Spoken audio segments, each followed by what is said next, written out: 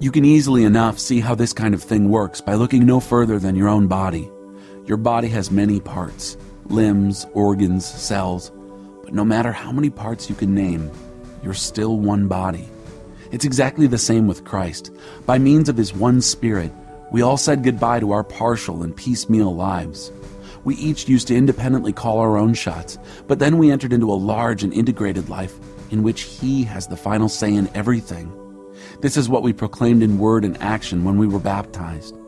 Each of us is now a part of His resurrection body, refreshed and sustained at one fountain, His Spirit, where we all come to drink.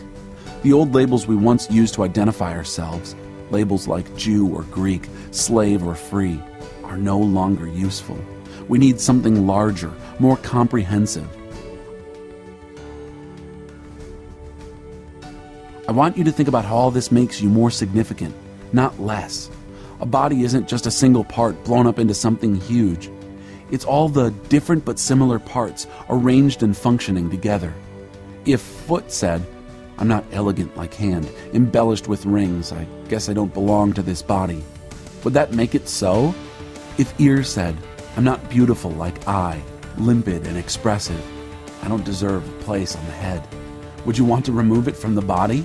If the body was all eye, how could it hear? If all ear, how could it smell?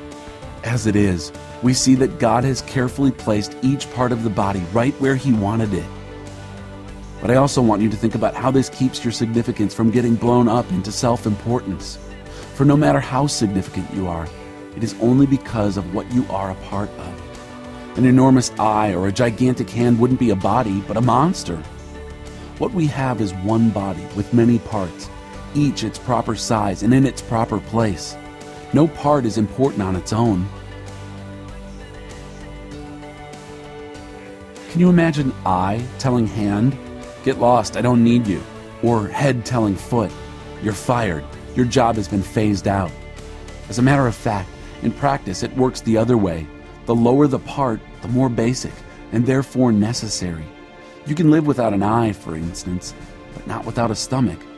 When it's a part of your own body you are concerned with, it makes no difference whether the part is visible or clothed, higher or lower. You give it dignity and honor just as it is, without comparisons. If anything, you have more concern for the lower parts than the higher. If you had to choose, wouldn't you prefer good digestion to full-bodied hair?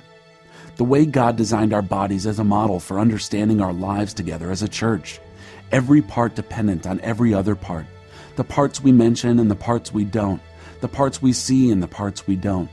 If one part hurts, every other part is involved in the hurt and in the healing. If one part flourishes, every other part enters into the exuberance. You are Christ's body. That's who you are. You must never forget this. Only as you accept your part of that body does your part mean anything.